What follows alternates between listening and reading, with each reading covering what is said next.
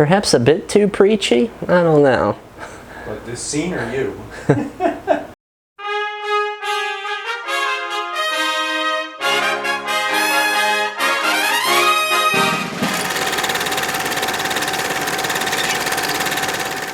Hello everyone, and welcome to the next installment of Real History.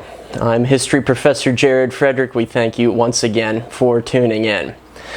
Tonight's selection is a movie that I had very fond memories of while growing up, for this was in fact the first R-rated film that I ever saw in a theater, and my parents gave me assurance that they were allowing me to do so because the film had some sort of historical merit. And that 2000 movie, which was a summer blockbuster of sorts, was Roland Emmerich's The Patriot.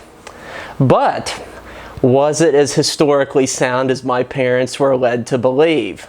Well, that's what we're going to get into for tonight's installment. And as we take a look at this film, I think we can pretty quickly make the conclusion that it's pretty much American Braveheart. And while it has a lot of strong cinematic traits, historically speaking, it is much to be desired. So, with those thoughts in mind, let's go ahead and dive right in to The Patriot. I have long feared that my sins would return to visit me. Right off the bat, we get a sense of complexity within the main character, that there's a sense of guilt, that there's a sense of burden, there is something haunting him in his past. But this is something that is not fully explored in a historical sense among the filmmakers, and we'll be considering that a little bit later on. In R. Good. What about this one? A young Logan Lerman, 14 years before he has one of the starring roles in the World War II movie Fury.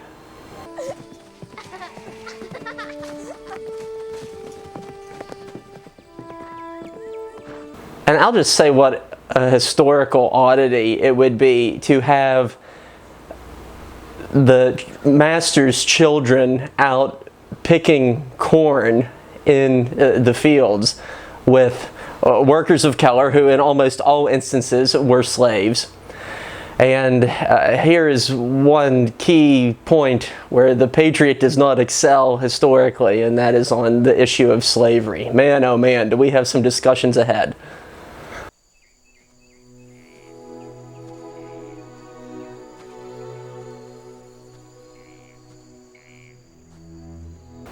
The one trait I will give this movie credit for is that it is set in South Carolina and it is filmed in South Carolina. It is a very authentic backdrop that we have in many of these scenes. A lot of movies like this are filmed in California or filmed in other countries. But to their credit, in this regard, the filmmakers opted to film in the South Carolina backcountry. And it shows. Well, the assembly's been convened, so I've been called to Charlestown? We're going to Charlestown? We are. We leave in the morning. Charleston, South Carolina was the fourth largest city in America at this time, and it was a thriving place with a port. It was a large center of the slave trade. It was an economic hub of commerce and activity and ships and entrepreneurs and mercantilists and people of every sort of character. It was one of the true metropolises of colonial America. And here too, many of these scenes were actually filmed in Charleston. Our first order of business will be an address by Colonel Harry Burwell of the Continental Army. Colonel Burwell.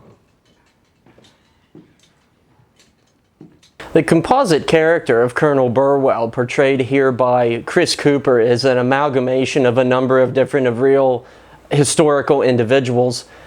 Chief among them, Light Horse Harry Lee, who was the father of future Confederate General Robert E. Lee, who really excelled as a cavalry commander and continental officer throughout the 1770s and the 1780s.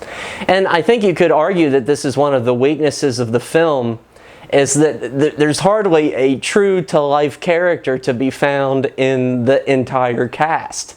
And, you know, we see this in a lot of movies, some better than others. Another movie that comes to mind is the World War II adventure flick The Monuments Men. You know, and filmmakers create these fictionalized characters to give them more leeway and creative flexibility. And in often cases, directors and screenwriters lose real opportunities to dive into the complexities of these true-to-life individuals.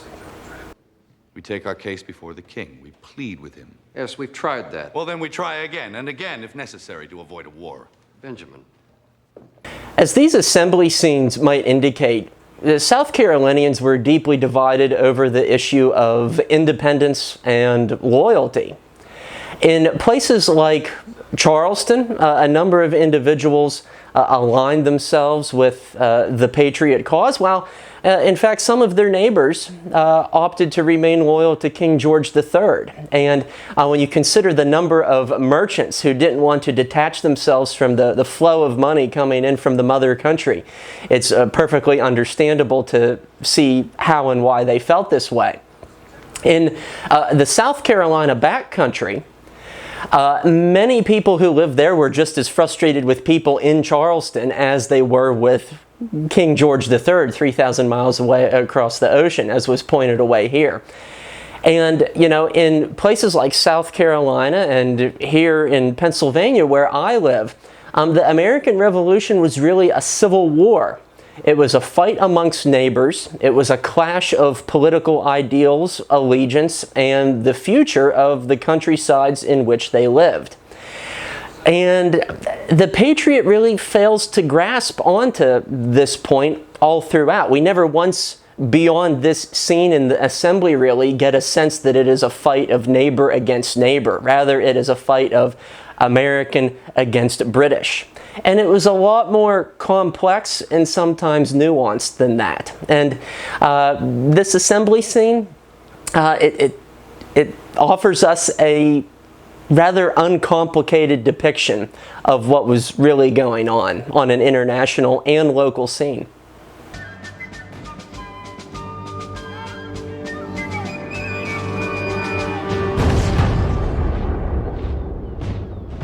We have a major flash forward here. These earlier scenes from just moments ago apparently take place in 1776, and Charleston fell to the British actually in May of 1780. So we skip ahead 4 years here, I guess, and that transition, it certainly doesn't seem as apparent to audience members. Charleston was captured after a 6-week siege that was laid down by the British. It was considered one of the worst defeats in American military history, certainly up until that time, and there were approximately 5,000 American troops captured in that disaster.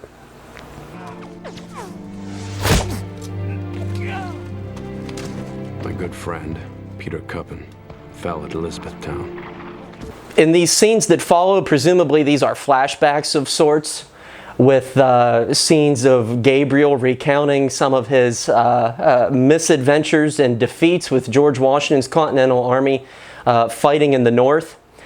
And you know, here too, this is a bit misleading because it gives the perception that Washington's army was having no success, when in fact after these Valley Forge scenes, Washington scored one of the finest victories of his career at the Battle of Monmouth Courthouse in the very hot summer of 1778.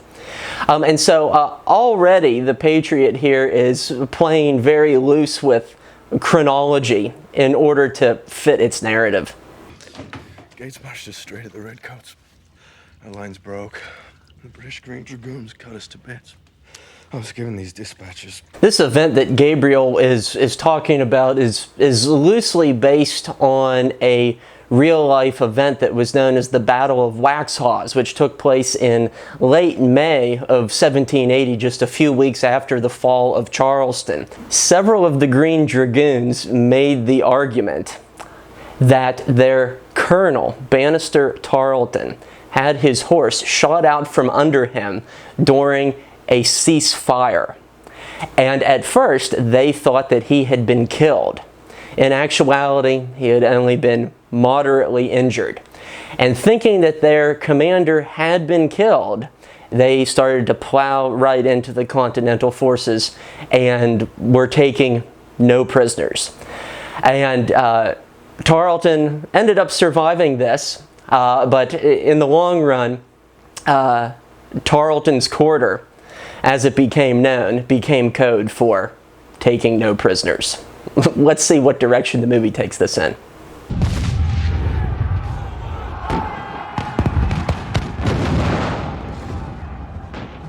Watching these small numbers of troops fight out here in the darkness in these straight line formations just probably would have been a very unlikely scenario in the heat of the moment, and considering how small a group of men that we actually saw fighting here.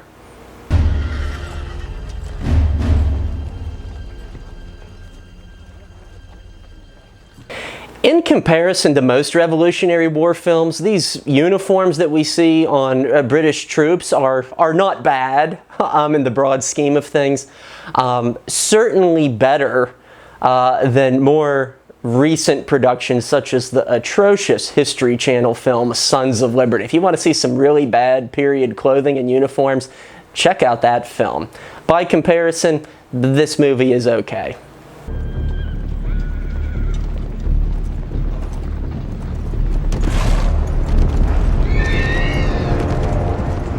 And here we have the introduction of our villain, Colonel Tavington, who is inspired by the real-life persona of Bannister Tarleton, also known as the Butcher. By standing order of His Majesty King George, all slaves of the American colonies who fight for the crown will be granted their freedom with our victory. Sir, we're not slaves. We work this land. Freedmen. Oh my God. Okay, let's pause the film here. This is the worst line in the movie. And I'll tell you why for a few different reasons.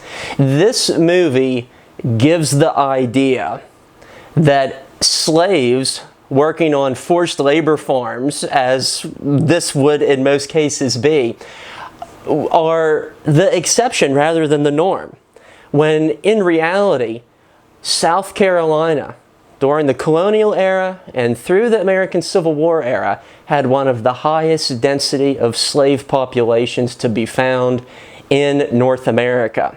And in fact, in 1775, enslaved populations in South Carolina outnumbered white populations in South Carolina 104,000 to about 70,000. So there were actually more enslaved people in South Carolina than what there were freed people.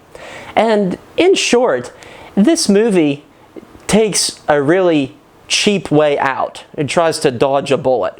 And, you know, the weird thing is that Mel Gibson's character of Benjamin Martin, he has plenty of moral complexity to him. He has this haunted past with a checkered war record. I don't understand why the filmmakers wouldn't have made him a slave owner, which in real life instances he would have been.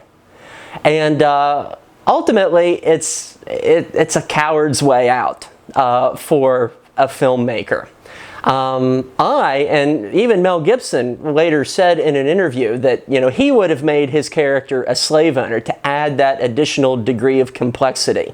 And you could have had all sorts of interesting conversations about, you know, liberty, freedom, emancipation as it fit within the time period of the American Revolution. And the Patriot just misses the boat completely. And this will not be the first nor the last misstep in regard to depictions of slavery in this movie. On a larger scale, many African Americans freely opted to join British military forces. And this was especially so after the Dunmore Proclamation, which took effect in Virginia a number of years earlier. And in that instance, the royal governor of Virginia, well, firstly, he declared martial law, and secondly, he declared that slaves who were willing to run away from their Patriot masters and serve in wearing a red coat would be granted their freedom. And this was certainly not greeted with a lot of popularity among the planter class in Virginia. And so these are some of the interesting dynamics that we see in regard to slavery happening in colonial America at this time. Colonel, this is a uniformed dispatch rider and carrying a marked case. He cannot be held as a spy. Well, we're not going to hold him. We're going to hang him. Benjamin Martin's character is based off a number of real-life individuals. Among them is Thomas Sumter, Daniel Morgan, Nathaniel Greene, Andrew Pickens, and perhaps most notably Francis Marion. And Francis Marion himself owned slaves. And, you know, much like George Washington, much like Thomas Jefferson, you know, we have to balance these individuals in regard to their shortcomings and their achievements within their lifetimes. And certainly that's something that could have been done with Mel Gibson's character as well. Gabriel, run! Thomas!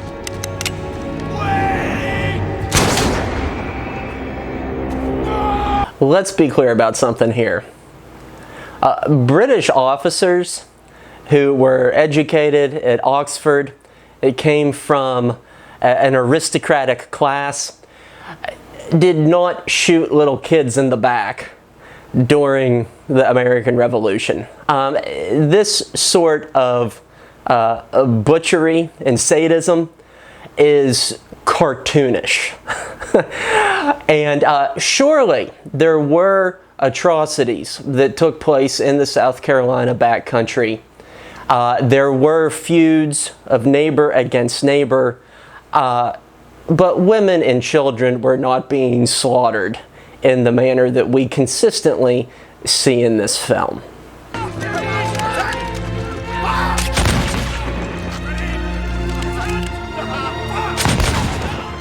Furthermore, this notion of British redcoats being ordered to kill wounded Continental soldiers is also just a farce of immeasurable magnitude.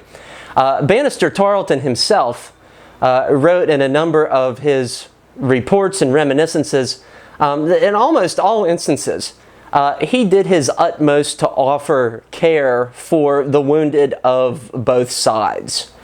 You know, there was a level of chivalry and gentlemanly behavior that was expected of the officer class. They did not always abide by these principles, but the notion that wounded and helpless men are being killed en masse on a frequent basis is just ludicrous.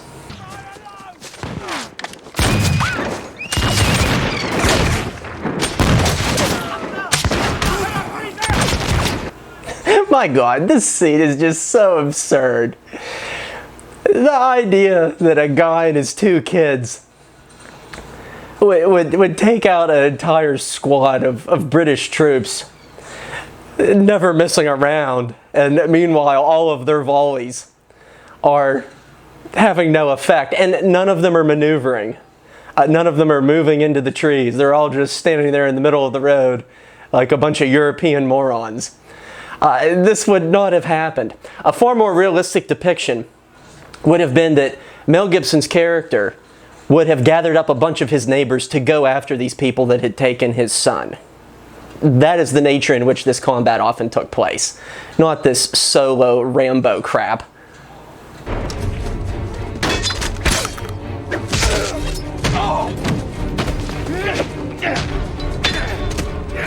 I mean, it's entertaining, but it's like these old episodes of Combat from the 1960s, like where all the Nazis run out of the building one at a time, where they can like easily be mowed down. I mean, for God's sake.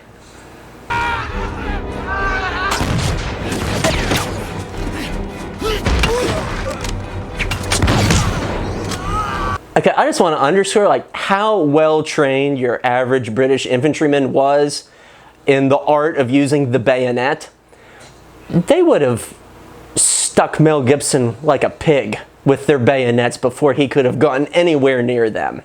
And, you know, the fact that they look like these impotent amateurs who don't know how to maneuver or use their weapons, I mean, come on. Could barely see him. He was there and then he was gone. Well, he just vanished. Sounds more like a ghost than a man. Yes, a ghost.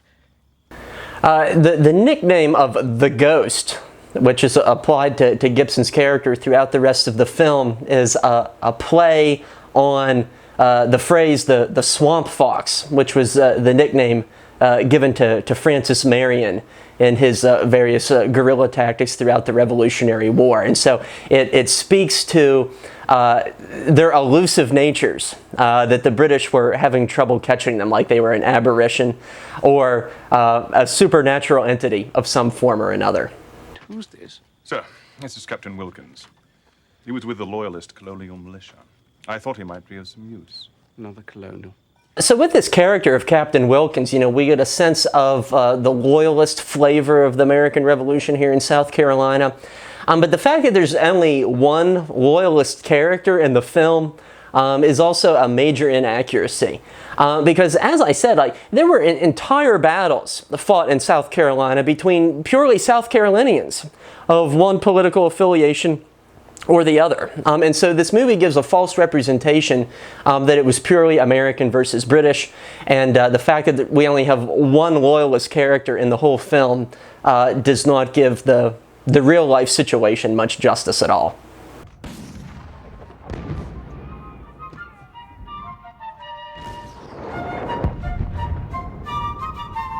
What we see here in this sprawling vista is a rather loose depiction of the Battle of Camden, which took place August 16th, 1780. This was a battle in which Horatio Gates was testing his mettle against the British forces here in South Carolina. And in short, the opportunity was squandered.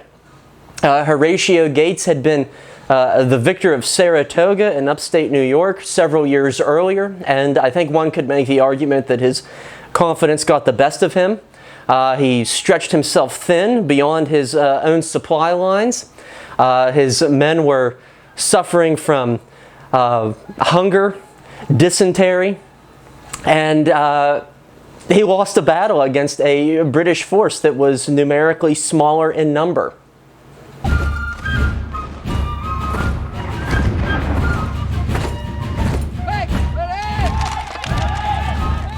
There's a lot of uniformity in these continental uniforms, and we really don't get a sense of the mix-match nature of continental supplies, clothing, or the lack thereof. That Gates is a damn fool. He spent too many years in the British Army. Going muzzle to muzzle with redcoats in open field. It's madness. No. This was the nature of combat in many of the largest battles of the American Revolution. And like I said, Gates had gone toe-to-toe with the British before. He had defeated them before. And, you know, the American Revolution was not in quite as dire a circumstance as what this film would have us believe by the time we get to 1780. American prospects for victory were in fact improving by that point in the war. And so already this film is creating an interpretation saying that, okay, if we're going to win this war, we need to fight like guerrillas, we need to hide behind trees, we need to ambush the British, we can't fight on their terms. And that was not true at all. Both in the North and in the South, Continentals had fought the British on their terms, and in many cases had defeated them on the field of battle.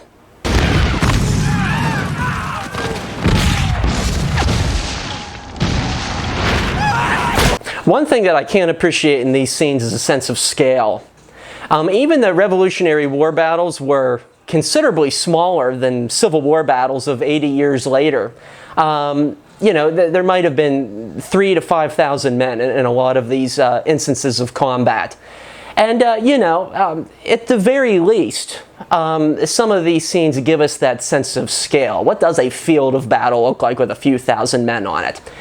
In that regard, scenes like this are somewhat helpful. These rustics are so inept. Nearly takes the honor out of victory. Nearly. In some of his correspondence, Lord Cornwallis does show a little bit of disdain for the Americans that he is fighting, but overall he was a skilled strategist. He did not always take his men for granted, and well, we'll be seeing where that leads up later on in the film. It's a lost cause.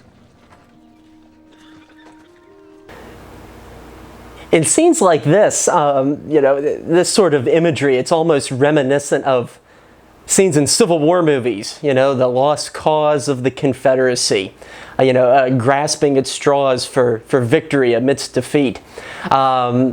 This movie touches on that a little bit, especially in regard to its depictions of slavery.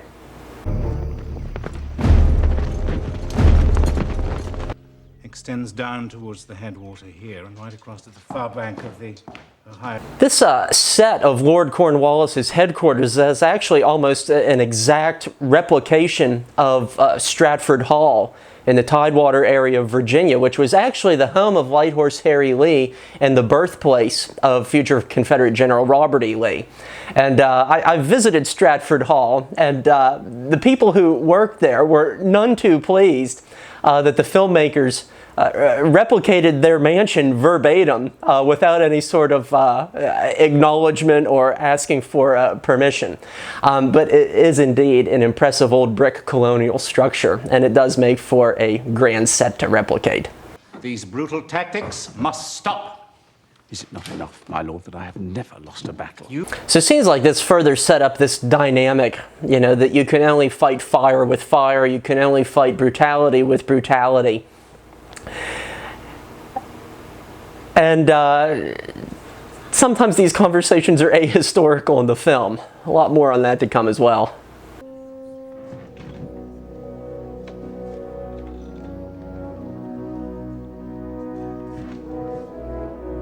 And, here we get a sense of, community solidarity. But, chances are there would have been men in this town who fought amongst the Tories or the Loyalists as well.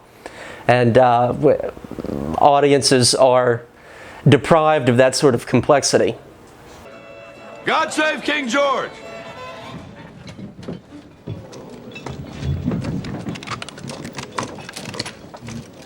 There probably would have been at least a few guys in this tavern that would have hoisted their mugs to that.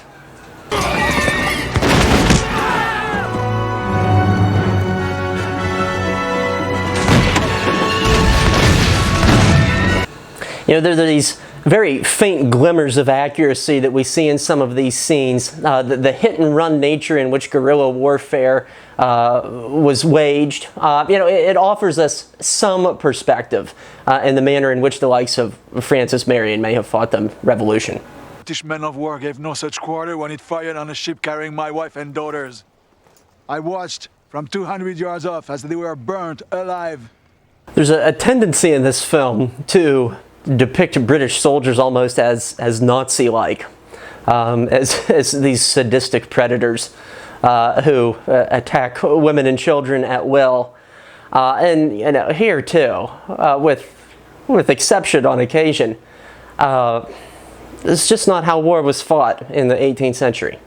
All men are created equal under God. Equal. Sounds good. These are conversations very unlikely to have happened amongst white and black South Carolinians here in the early 1780s.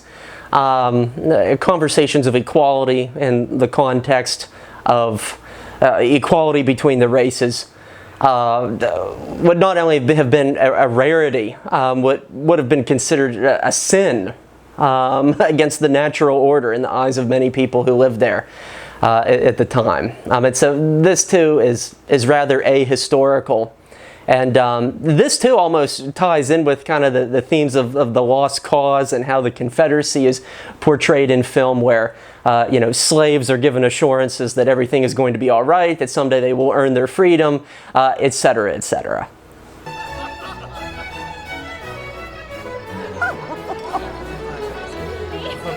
Middleton Place is an actual plantation that is located right outside of Charleston. It is open for tours. Some of the historical buildings are still standing. It has these very ornate gardens and walking trails that you can go through. And forecasting the Civil War on the horizon once again, about 80 years later, a portion of it is burned down by William Tecumseh Sherman's Federal troops.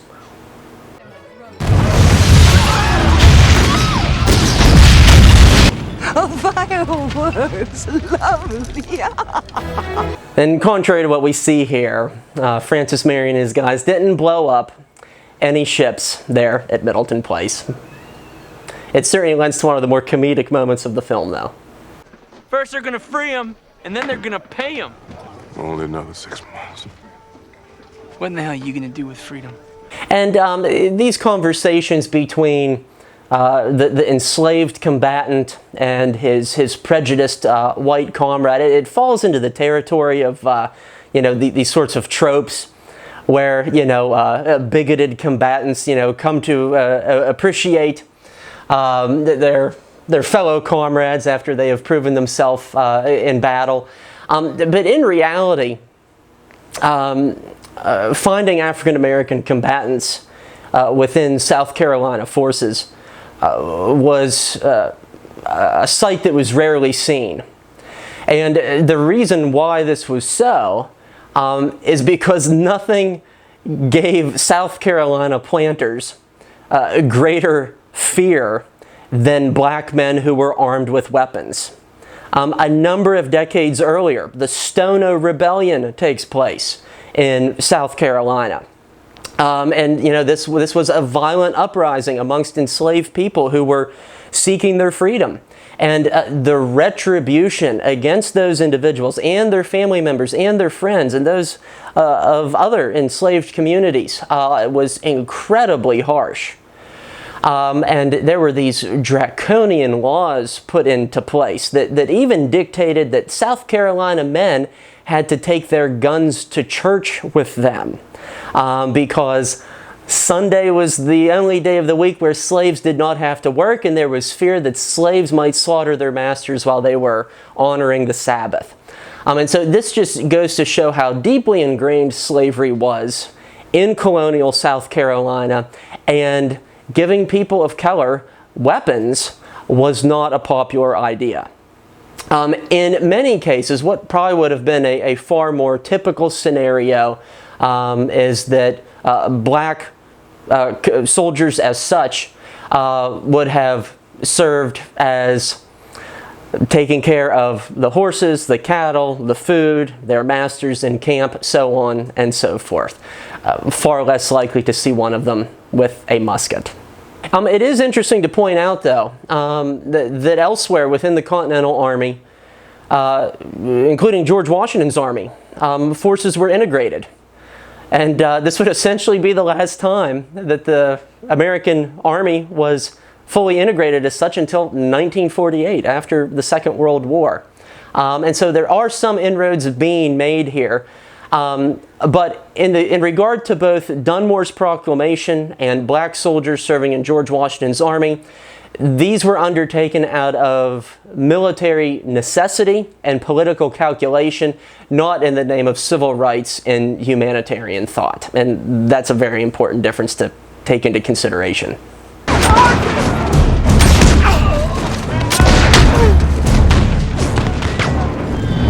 This movie reminds me of like old frontier westerns to an extent, because it seems like people never miss their target, and it seems like they're never reloading either. And yeah. Wearing a white flag. I'm occupied. He has a pair of dogs with him. Great Danes. General Charles O'Hara, who is portrayed here, did fight in the Southern Campaign under General Cornwallis, and he has the unique distinction of being the only person in history to have surrendered to both George Washington and, a number of years later, Napoleon Bonaparte. And so a rather unique historical designation his character indeed has. However, If I do this, you and I both know that I can never return to England with honor.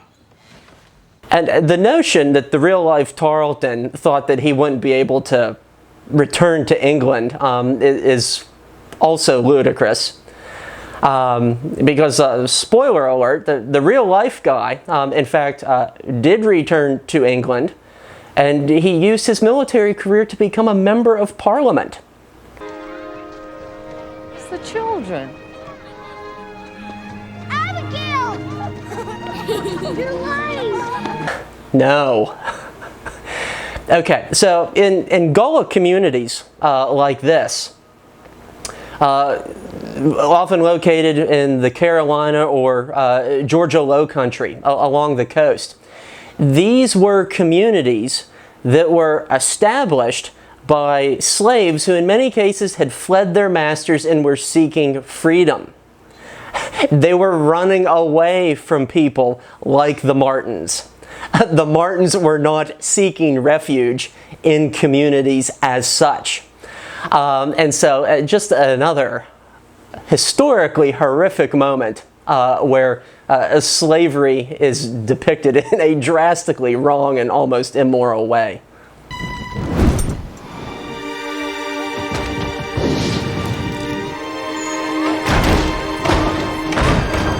No, no, no. This is not how the American Revolution was fought. This is not how civilians were targeted. Yes, this is done by the likes of the Nazis in 1944 France. People locked up in their houses and burned.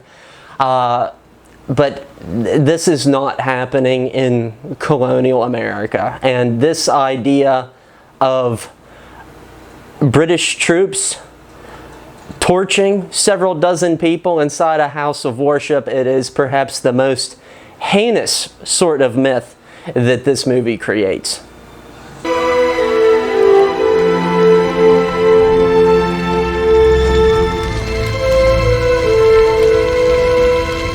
And I'll say this from a cinematic point of view, some of these scenes are so well choreographed.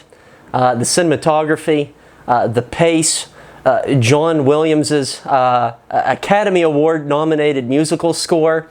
From a dramatic perspective, if not a historical one, it works.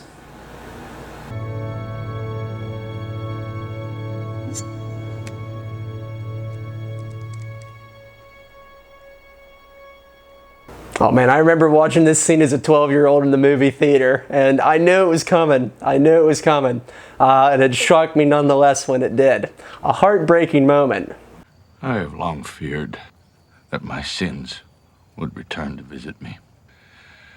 And the cost is more than I can bear. When you think about it, you know, The Patriot, it's very much a movie about family. It really has nothing to do with the politics of the time. Mel Gibson is not the so-called patriot. His son is. It's really more a story about violence, retribution, and brutality. And, you know, as I said, it's very much American Braveheart. You know, you have this provincial who has his loved ones killed, and he incites an insurrection against the British crown, and he ends up paying dearly for it in a revolution of sorts. And so, you know, they're essentially the same movie, waged in full-blown Mel Gibson style. And one reason why Mel Gibson was drawn to this movie, there are certainly a lot of religious overtones to it. His family in the film has 7 kids, and at this time Mel Gibson himself had 7 children.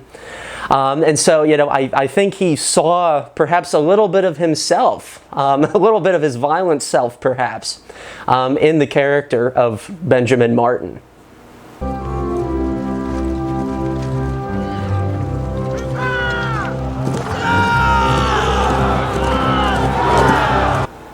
And of course, this is one of the poster-worthy moments of the film. And, you know, for as rousing and as inspiring as it may seem here, you know, Martin's character, you know, he is not really professed any sort of allegiance to the American cause. He is carrying the American banner here, only to the extent that it offers him the opportunity for vengeance against the people who killed his sons. So once again, it doesn't really kind of get to the core truths of the American Revolution in that regard. All of you do. We've seen our militia lines break time and again. Kips Bay, Princeton.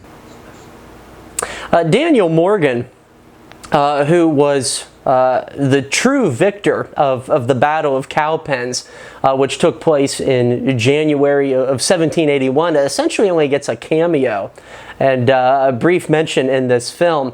And he was, you know, in essence, the real mastermind behind the American victory in this battle. And these scenes talking about the militia and so on and so forth kind of set Continental troops and militia at odds with one another, when in reality they often worked in cohesion in some of these times of duress.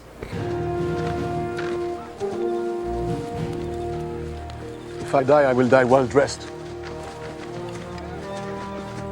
The French officer in this film, he's almost like the Jean Reno character in Roland Emmerich's previous film, Godzilla. Like, you know, you have this Frenchman in here who's meant to offer some comedic relief, if nothing else.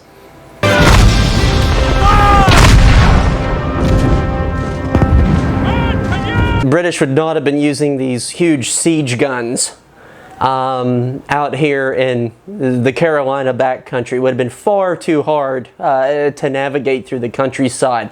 They would have had far more mobile field artillery of a much smaller nature that was more friendly within the rugged countryside. I'm honored to have you with us. Honored. Shoulder! And here we have this character that predictably comes a full circle in his views of his fellow combatant who he once had prejudice against.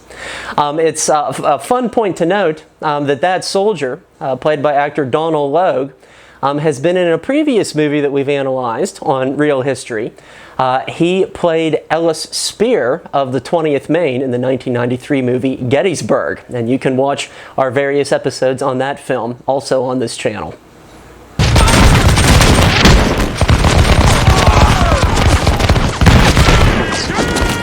Despite all the flaws of so many of these scenes, some of these battle scenes cinematically are just really impressive. You know, once again, it captures a sense of scale. There's a sense of anticipation, and you know, even if only in moments, it kind of puts you in the place and in the moment and in the mindset. There's some really compelling moments in that regard. Lord, you've taken the field. Now we shall take their spirits, send the entire battalion over that hill and crush them. Bannister Tarleton was actually the ranking officer here at the Battle of Cowpens in early 1781. Charles Cornwallis was actually not present. And Tarleton's dragoons had been involved in a hard ride to get to the battle, and they really lunged right into it. And a version of that we kind of get a sense of here in the film. It perhaps wasn't quite as pell-mell as we see here. But you know, there are components of this battle scene that's where the screenwriter Robert Rodat took elements of various battles of the American Revolution that was fought in the South and kind of congealed them into a single military engagement.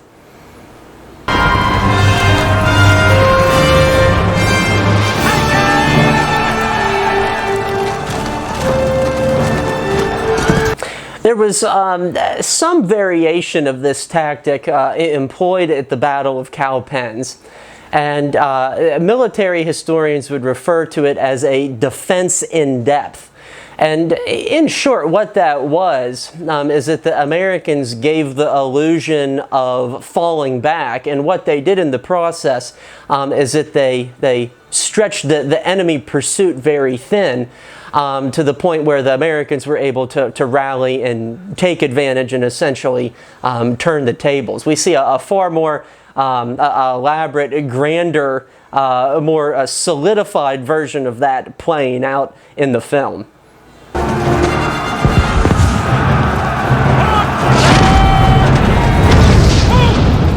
Nor was there a big old ruin of a mansion that was located here in the midst of Cowpens. As its title would suggest, it was a cowpen. It was not some formerly regal estate.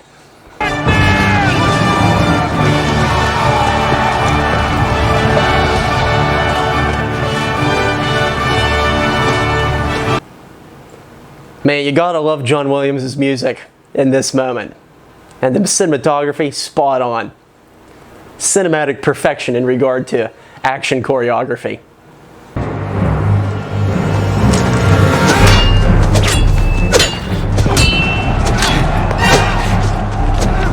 Yeah, the wild thing about this dueling sequence is that a version of this actually played out at the Battle of Cowpens. And it unfolded between William Washington, a cousin of George Washington, who was a leader of the American cavalry in this fight, and Banastre Tarleton himself. And these two men got into a face-to-face scuffle in which, you know, they were going at each other with swords, they were taunting each other. They have subordinates that try to come to their aid. Both Washington and Tarleton are wounded amidst it all. But unlike what we see here in the movie, Tarleton lives. He escapes the fight, unlike many of his green dragoons. His green dragoons are essentially wiped out at the Battle of Cowpens. But Tarleton himself, unlike his cinematic counterpoint of Tavington, he lives another 50 years.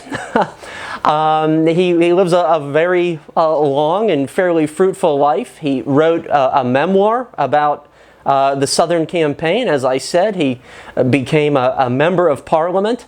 And in real life, we don't get that satisfying Hollywood ending of the bad guy meeting a grisly death.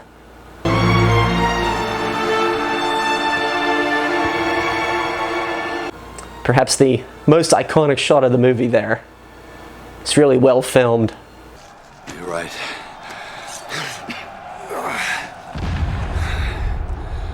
My sons were better men. Like I said, it's not about patriotism, it's about vengeance.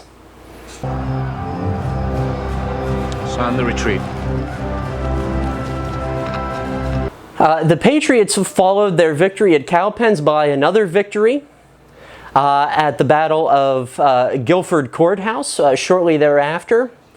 And this, in addition to Southern forces consolidating with George Washington's forces to the north, ultimately leads to this climactic showdown that we see here at the Siege of Yorktown in the fall of 1781. Though he eventually surrendered, Cornwallis himself hid in shame, appointing his subordinate to relinquish his sword. In reality, the British troops had surrendered. It was a British officer waving a white handkerchief on the battlements with a drummer boy at his side, not a soldier on a rooftop, as we see here. Jean? Ben.